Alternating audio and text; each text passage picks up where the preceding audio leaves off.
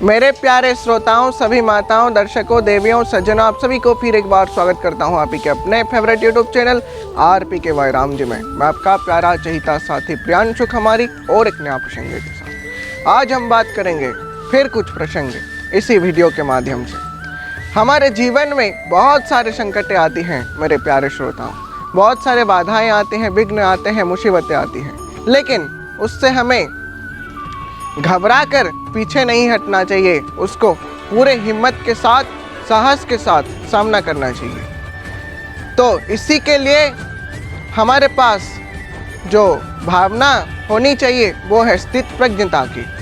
हमें स्थित प्रज्ञ बनना चाहिए, हमें अपने वैल्यूज़ को बढ़ाना चाहिए। अगर कोई दुश्मन आपको क्षति पहुंचाना चाहता है तो उसको यह सीख भी देना चाहिए कि दोबारा वो आपको मुड़ कर भी ना देखे, क्योंकि स्थित प्रज्ञ का मतलब ही यही है कि वो सुख से भी अधिक उत्फुल्लित नहीं होता, प्रसन्न नहीं होता और दुख से भी अधिक विचलित नहीं होता। एक बार श्री कृष्ण को अर्जुन बोले थे कि आप इस दीवार पर कुछ लिख दीजिए, तो श्री कृष्ण बोले कि ये वक्त समान नहीं है हर किसी के लिए, मतलब ये वक्त कभी भी स्थित नहीं है, वो बीत रहा है। मतलब कभी किसी का दुख है तो कभी किसी का सुख है, कभी किसी का सुख है तो कभी किसी का दुख है। वक्त तो हमेशा ही बदलता रहता है, इसीलिए हमें वक्त के हिसाब से विचलित नहीं होना चाहिए और स्थित प्रज्ञ की भांति अपना कर्म, अपना कर्तव्य करना चाहिए। आज वही एक स्टोरी के साथ आपके सामने उपस्थित हुआ हूँ। भगवत गीता में भी बहुत सारे बात बताए हैं स्थित प्रज्ञ के विषय में, उसके विषय में हम फिर कभी बात करेंगे। आज एक स्टोरी के साथ आपके सामने आया हूँ। तो एक राज्य में एक राजा था और उसके पास एक व्यापारी आया, एक व्यवसायी आया और उसने बोला कि हे राजन, मैं आपके लिए एक हीरा लाया हूँ जिसका मूल्य आपके राज्य में जितने संपत्ति है उससे भी कई गुना ज़्यादा है। तो मैं आपको भेंट करना चाहता हूँ, लेकिन उसके लिए आपको मेरा एक शर्त स्वीकार करना पड़ेगा। तो राजा बोले, हाँ, तुम्हारा जो शर्त है बताओ। तो वो व्यापारी 2 पत्थर लाया था। तो राजा को बोला, इस दोनों पत्थरों में से आपको सही हीरा क्या कौन सा है उसको पहचानना पड़ेगा। तो राजा सोच में पड़ गए। उनके कर्मचारियों को, पंडितों को जो हीरे की सही पहचान रखते हैं उनको भी भेजे, लेकिन कोई भी सफल नहीं हो पाए। तो उनके दरबार के सामने एक साधु आए। वो दृष्टिहीन थे, लेकिन उनके अंतर की दृष्टि थी। वो बहुत बड़े ज्ञानी थे, वो बहुत बड़े पहचानकार थे, वो बहुत बड़े स्थित प्रज्ञ थे।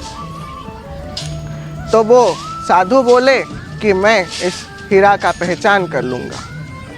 तो उनको ले जाया गया वहाँ पे जहाँ पे वो हीरा और वो दूसरा जो पत्थर था।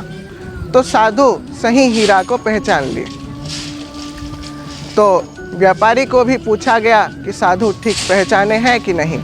तो व्यापारी बोला, हाँ, साधु ठीक पहचाने हैं, और वो व्यापारी वो राजा को वो हीरा दे दिया। तो वो साधु को पूछा गया कि आपने कैसे पहचान किए उस हीरा की। तो वो साधु बोले, मैं जहाँ पे सूर्य का किरण पड़ रहा था बहुत तेज़ी से वहाँ पे गया दोनों पत्थर को लेकर, और जब मैंने देखा कि जो कांच का पत्थर था वो सूर्य किरण के प्रभाव से उत्तप्त हो गया और हीरा शीतल का शीतल रहा। इसीलिए हमें जो भी परिस्थिति आती है तब हमें अपना स्वभाव को नहीं बदलना चाहिए। हीरा अपना स्वभाव कभी नहीं बदलता, वो जैसा था वैसा ही रहता है। कांच अपना स्वभाव हर वक्त बदलता ही रहता है। उसको अगर हम एक शीतल जगह पे रखेंगे तो ठंडा हो जाएगा, और एक उत्तप्त जगह पे रखेंगे तो वो उत्तप्त हो जाएगा। तो इसीलिए हमें सदैव ही जो भी परिस्थिति आए हमें अपना स्वभाव को नहीं बदलना चाहिए, एक स्थिरता हमारे अंदर होनी चाहिए। और एक बात कहना चाहता हूँ, अगर कोई व्यक्ति चाहे तो फूल को अपने पैरों तले रौंद सकता है, और वो व्यक्ति अगर एक हीरा को अपने पैरों तले रौंदना चाहे तो वो हीरा उसके पैर का वो हालत करेगा कि वो बाद में खड़ा होने के लिए भी उसका मतलब खड़ा होने के लायक भी नहीं रहेगा। तो इसीलिए कोई अगर हमें क्षति पहुंचाना चाहे तो हमें भी उसको दिखा देना चाहिए कि हम कौन हैं और कैसे हैं।